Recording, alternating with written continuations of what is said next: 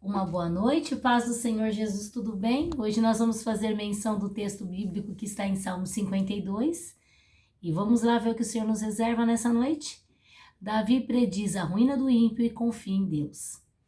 Por que te glorias na malícia, ó homem poderoso? Pois a bondade de Deus permanece continuamente. A tua língua intenta o mal como uma navalha afiada traçando enganos. Tu amas mais o mal do que o bem, e mais a mentira do que o falar conforme a retidão. Ama todas as palavras devoradoras, ó língua fraudulenta. Também Deus te destruirá para sempre, arrebatar-te-á e arrancar-te-á de toda a tua habitação, e desarraigar-te-á da terra dos viventes. E os justos verão e temerão e se rirão dele, dizendo: Eis aqui o homem que não pôs a Deus por sua fortaleza. Antes confiou na abundância das suas riquezas e se fortaleceu na sua maldade. Mas eu sou como oliveira verde na casa de Deus. Confio na misericórdia de Deus para sempre e eternamente. Para sempre te louvarei, porque tu fizeste isto, e esperarei no teu nome, porque é bom diante dos teus santos. Aqui é um salmo de Davi. E quando Davi escreve este salmo? Eu estava estudando aqui, Davi, que quando ele escreve este salmo, ele escreve no momento que ele está irado. E ele está irado com razão. Diz a palavra do Senhor que numa certa feita, lá em 1 Samuel 21, do versículo 1 ao 9, e 1 Samuel 22, do versículo 6 ao 23, conta-se essa história. Que um dia, Davi vai de encontro ao sacerdote chamado Aimeleque, e quando ele chega diante do sacerdote, o sacerdote teme. E Davi fala para ele que ele foi fazer algo debaixo, da vontade ali do rei, mas algo que foi feito meio camuflado, meio escondido. E ele vai até Aimeleque e pede para que Aimeleque dê a ele 5 pães.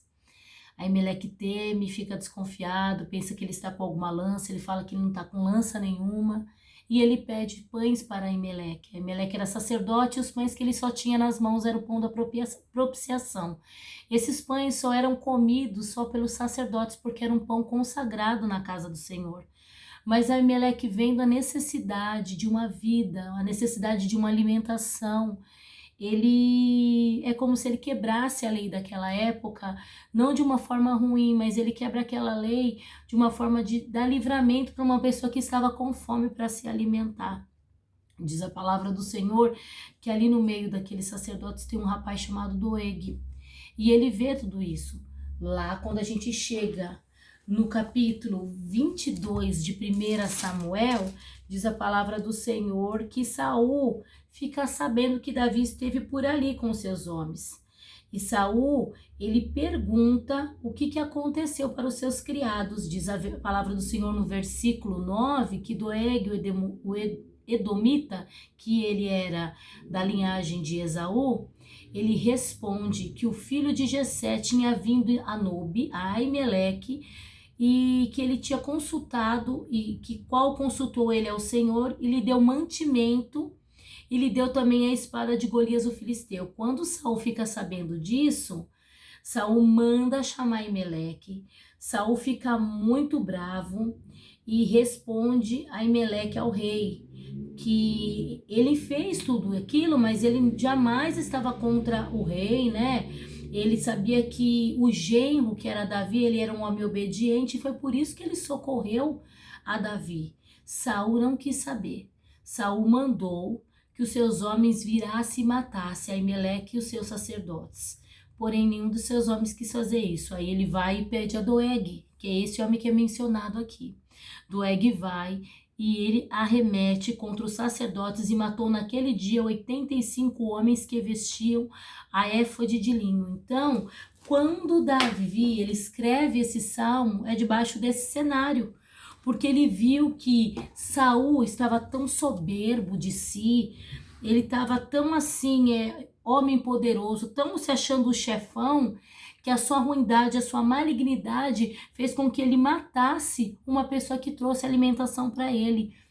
Sabe aquela coisa de vanglória, da batalha da carne contra o espírito? Era aquilo que estava acontecendo. Eu estava estudando aqui que é possível que Davi estava escrevendo sobre esse tirano Saul, que se encaixa na descrição do tirano e soberbo e poderoso, que são as palavras que são usadas nesse texto.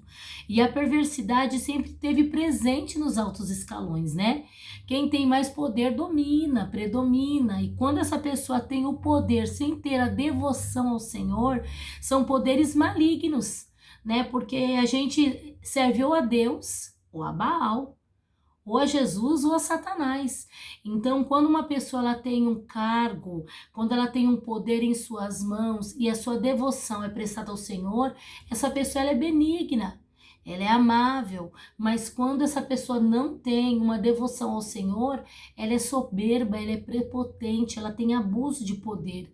E nós temos que tomar muito cuidado com isso. Do verso 1 ao 4, fala sobre os pecados de se vangloriar. Aqui, ó, ele, porque ele tinha poder, ele não acreditava na bondade de Deus, Saul. A língua dele intentava o mal, a língua dele era afiada como uma navalha. Por quê? Porque ele traçava enganos, ele falava mentira, ele não estava nem aí. Ele era o poderoso, ele era o rei. Ele amava mais o mal do que o bem, porque o poder sem o senhorio do Senhor, Jesus o Cristo, a gente vai sempre querer se vangloriar, a gente vai sempre buscar aquilo que traz honra para a carne, prazer para a carne, e esse era o reinado de Saul. A língua dele era fraudulenta, ele é um homem de mal, só que Davi fala algo que é sério e é eminente para todos nós sobre a face da terra. Quer seja bom, quer seja mal, o juízo de Deus ele vem.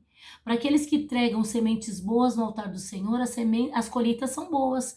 Mas para aqueles que têm aquela semente maligna, erva daninha, tem resultado também. Diz aqui a palavra do Senhor no verso 5, que também Deus te destruirá para sempre, arrebatar-te-á e arrancar-te-á de toda a tua habitação, e desragar-te-á da terra dos viventes.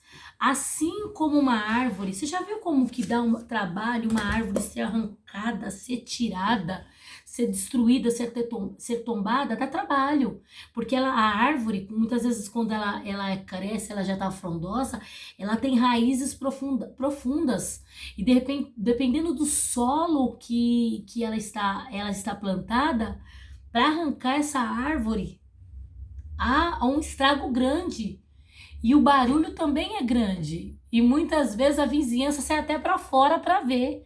Quem já morou em lugares onde tem que tirar árvores, tem que arrancar árvores porque foi plantada em terrenos errados, quando eles vêm para tirar essa árvore, para arrancar de lá, se tem fiação, tem toda uma preparação. Então, ali começa a vir pessoas para ver o que está acontecendo, se é no bairro, numa cidade, numa rua, enfim. E assim é diante de Deus. O injusto, quando ele for desraigado, quando ele for arrancado, quando ele for tirado, muitos vão ver. Sabe para que vai ver? Porque o justo o verão e temerão e se rirão dele.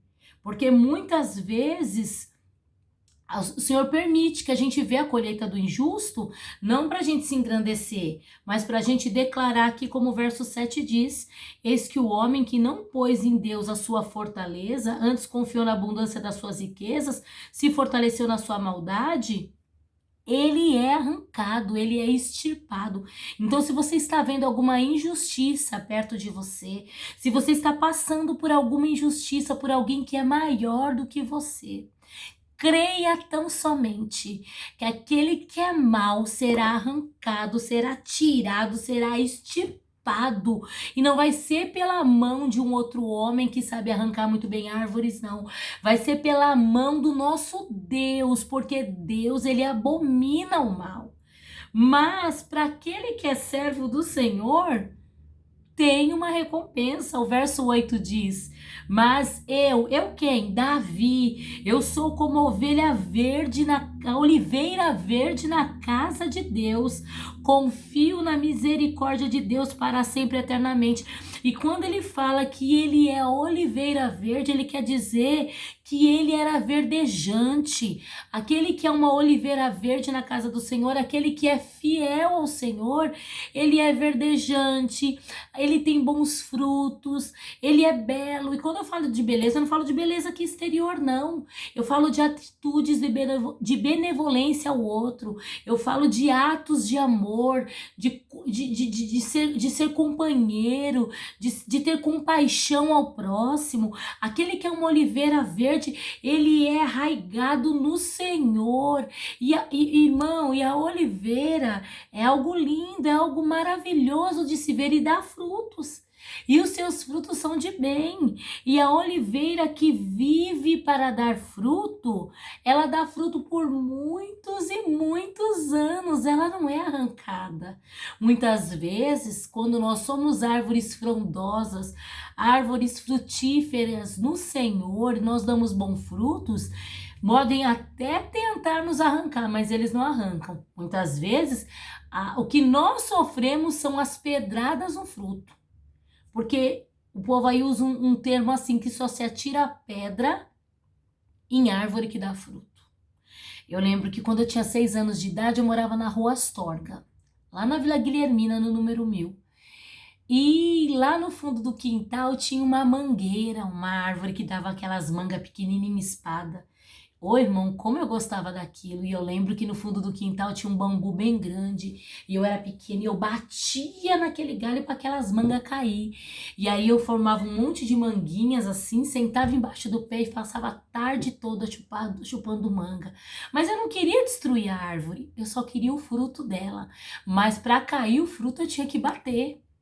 E muitas vezes tem pessoas que batem na árvore que dá fruto para que os frutos venham cair no chão, não para comer, mas muitas vezes para desprezar, para pisar. Mas nessa noite nós aprendemos com a palavra do Senhor: não deixe de ser a oliveira verde na casa de Deus. Não deixe de ser aquele que frutifica para a glória do nome do Senhor. Sabe por quê? Porque aquele que frutifica para a glória do Senhor, ele diz assim: confio na misericórdia de Deus para sempre, eternamente. E outra coisa que eu vou te falar, verso 9: para sempre te louvarei, porque tu isso fizeste, expirarei no teu nome, porque é bom diante dos teus santos. Sabe o que significa? Que aquele que dá fruto para a glória de Deus, ele não é arrancado, ele permanece. E muitas vezes eu costumo dizer que o desafio não é chegar na cadeira, não é chegar no lugar, não é chegar no ápice, é permanecer lá segundo a vontade do Senhor. Porque para permanecer, você tem que ter um coração voltado a Deus. Você tem que ser uma oliveira, você tem que frutificar para o nome do Senhor ser glorificado. Entenda uma coisa nessa noite. Se hoje nós estamos aqui, nós estamos falando de quem hoje? De Davi. Até hoje Davi permanece. E amanhã, se alguém abrir esse texto e ler, ele permanece até amanhã. Porque a obra que Davi fez marcou, foi escrita na palavra do Senhor, e ela de tempo em tempo ela é declarada. Se não for pela minha boca, é pela boca do vizinho, é por outra boca. Vamos falar sério. Quem não conhece a Davi? Se você chegar numa sala de departamento infantil e falar: quem conhece Davi? Quando fala de Davi, você lembra de quem? Eles vão falar: do Golias. Até as crianças sabem quem é Davi. Davi é o guerreiro forte que derrubou Golias. Nós que somos adultos temos uma outra visão de Davi. Mas o que eu quero te dizer, os feitos de Davi até hoje são declarados, são profetizados, são falados. Por quê? Porque Davi, ele foi uma oliveira verde, uma oliveira verdadeira na presença do Senhor. Que nessa noite você venha entender algo.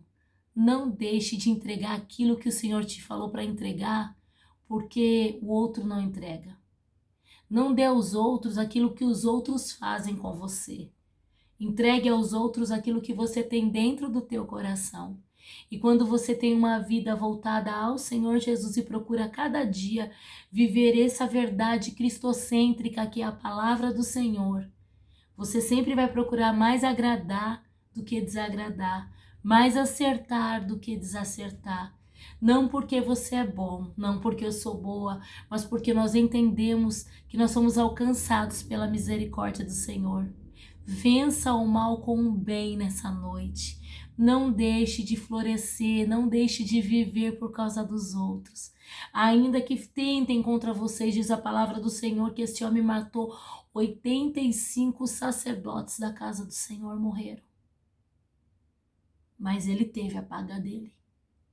Como cada um de nós teremos a nossa paga. Irmão, entenda uma coisa, a lei da semeadura, ela é certa. Nós podemos escolher o que vamos plantar, mas nós não escolhemos o que colhemos. Você só colhe daquilo que você planta.